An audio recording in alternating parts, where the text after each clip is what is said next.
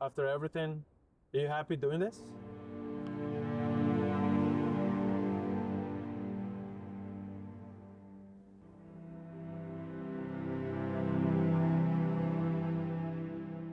My name is Arpan. I'm a photographer from Toronto. I'm originally from India. What made me pick up the camera for the first time?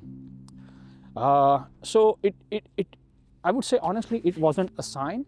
But then I've always been a guy who would be like taking photos of when I'm with friends, when we are doing something silly, when I'm with my family. So I was always the one who would be like capturing all those moments, taking photos. It's really good to be kind of capturing moments, capturing photos, and then kind of when you go back in time and then you look at the photos, it makes you really feel, I would say, emotional, but also remembering the good times that you had in the past. So I knew I always had an eye for, or always had a hidden love for photography.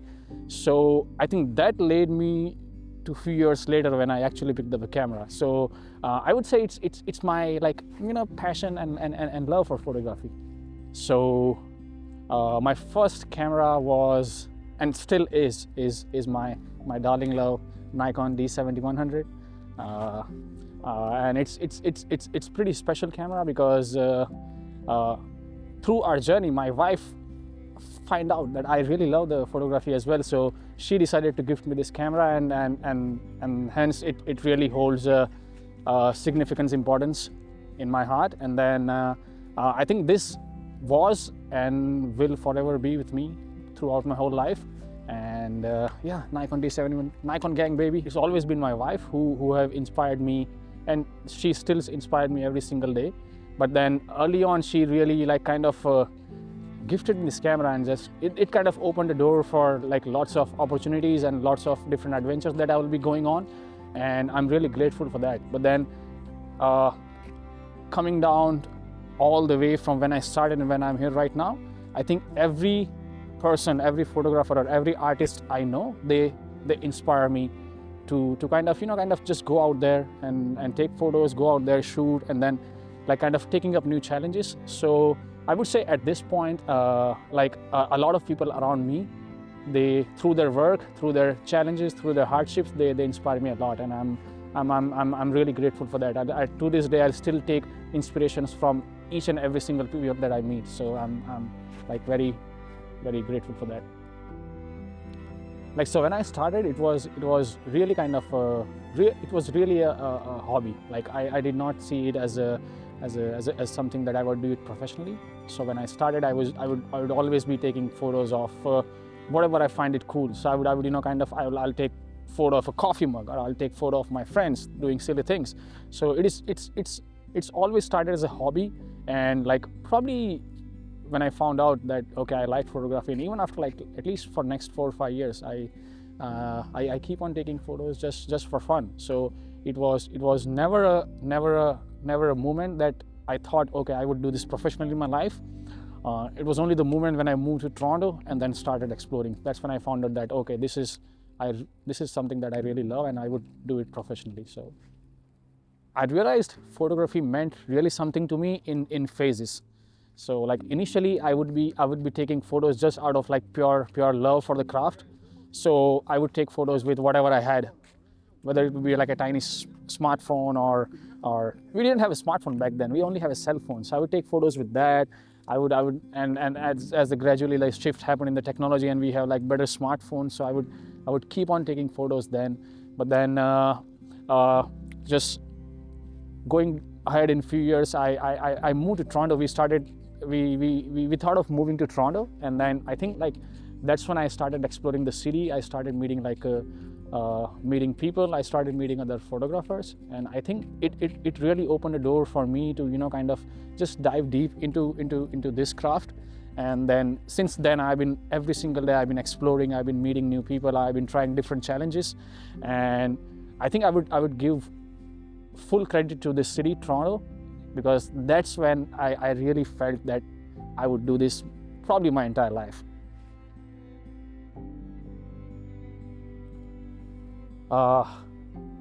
So at the beginning, I used to take all the candid photos that we take in our daily lives, right? Like, so okay, we are just group of friends, we're just meeting, we're just hanging out together, so I'll take photos in that.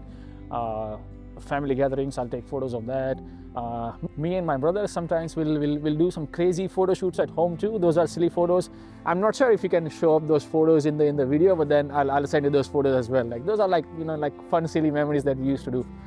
But then now, as the time passed, I've slowly started to realize what my style is, and it's more of kind of a cinematic term that we use, but I'd still will go with that, because that is what I shoot nowadays. I shoot like lots of street photography, I shoot lots of architecture, I shoot lots of landscape, and then in between I started taking up new challenges as well.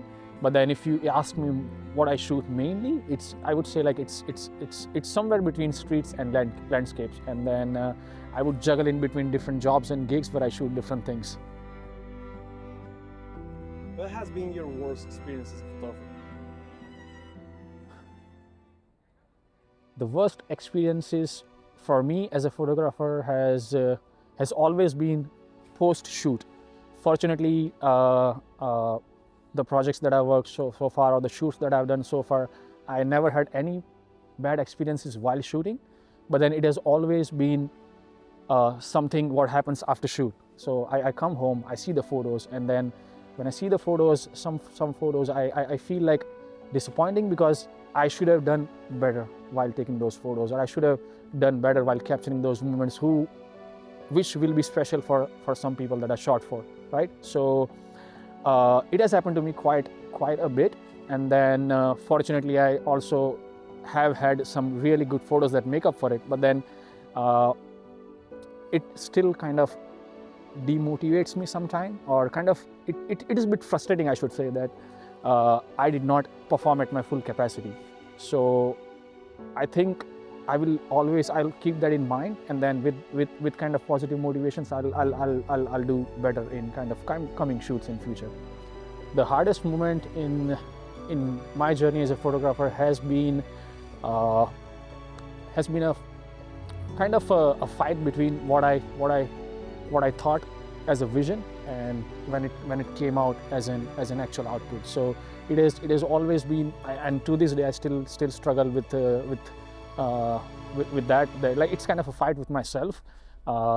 It's always like kind of having certain vision when you go out to shoot something, whether it be streets, whether it be landscapes, whether I'm shooting at any events, whether I'm shooting some BTS on sets, all different kind of things.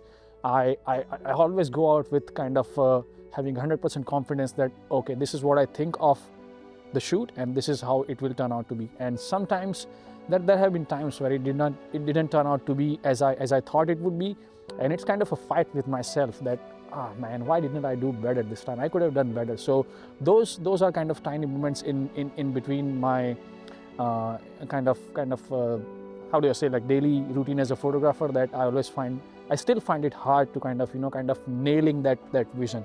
So but I still keep going, and I still say myself that, okay, next time you can do probably much better. So I try to kind of calm myself down if I don't do something good, but then I still fight with myself. Have I ever thought about quitting? Honestly, I would say no, man. It's never occurred to me that I should quit this, because this is something that I've been kind of envisioning of doing my whole life.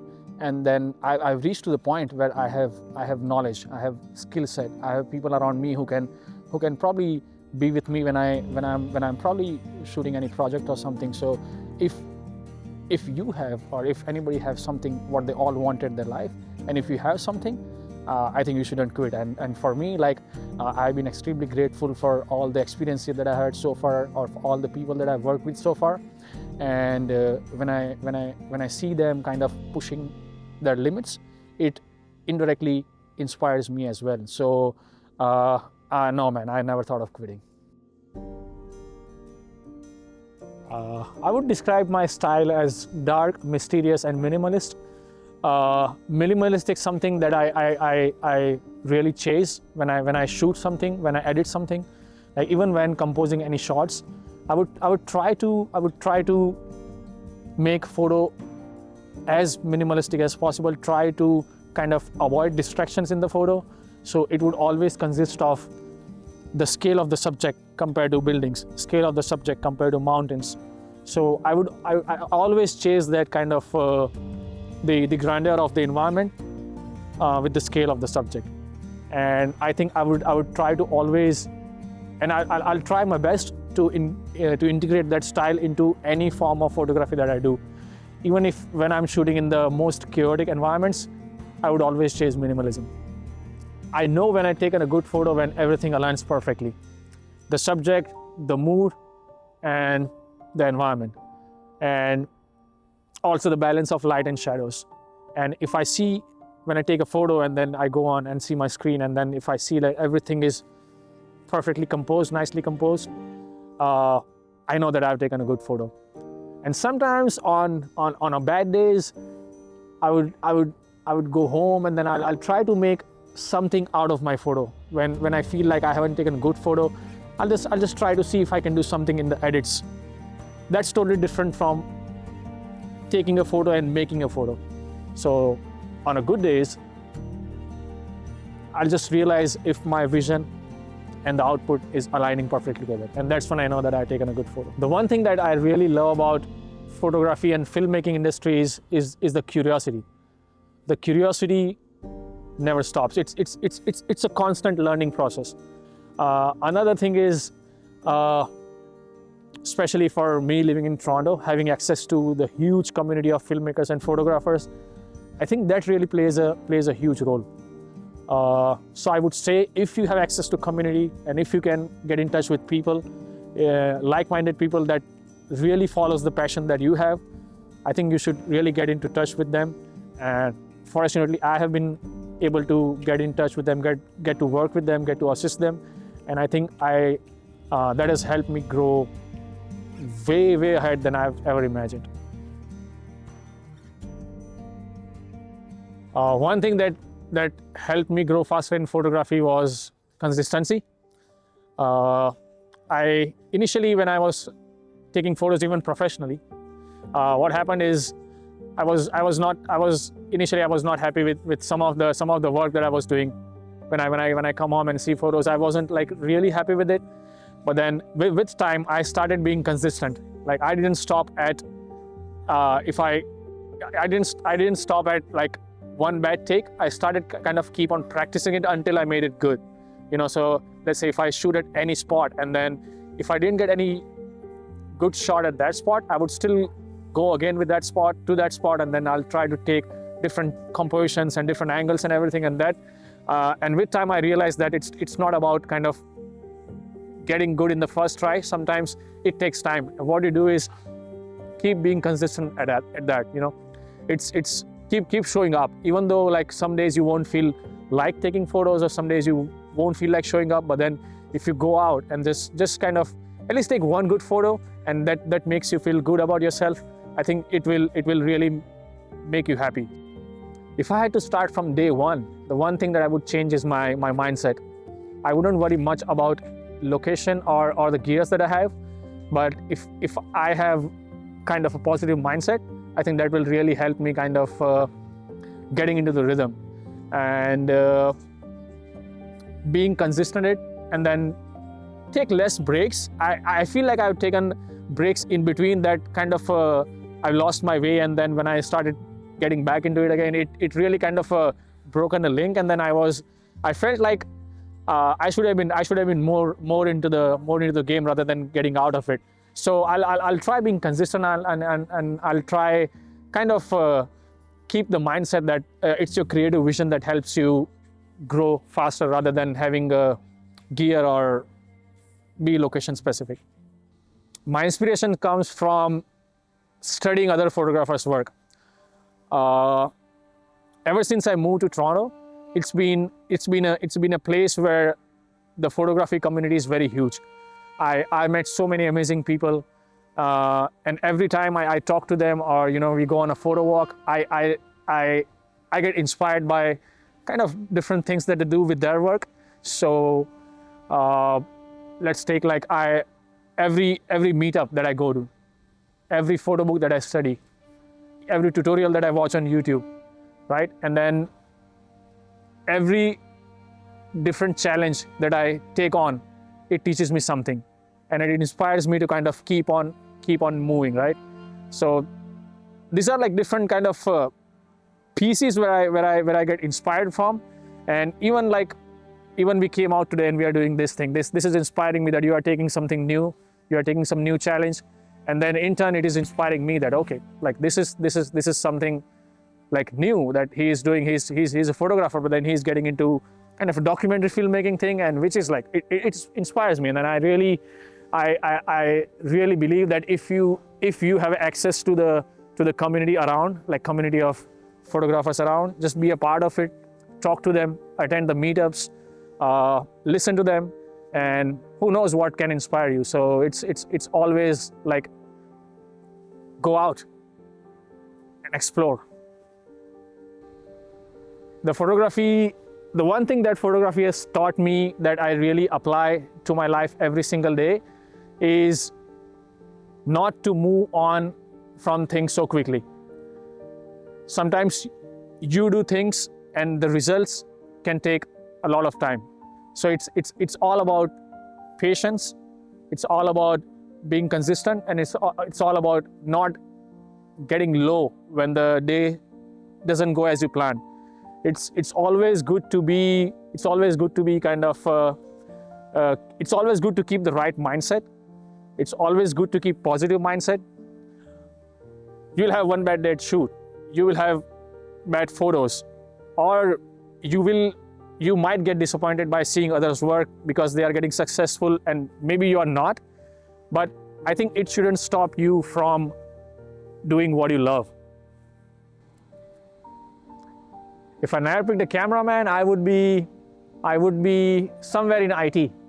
It was my profession. That's what I studied, and I think I would be somewhere in IT because I wouldn't have how do I say that? I wouldn't have guts to quit unless I had support of my wife. So she's like really made me strong, and then just kept my back, and then say like, just if you like it, then do it. So I would be somewhere in IT. I still do it. Like I said, I still work on some smaller projects, but then this is something that I would really want to do my whole life. After everything, are you happy doing this? I would say I'm more than happy, man.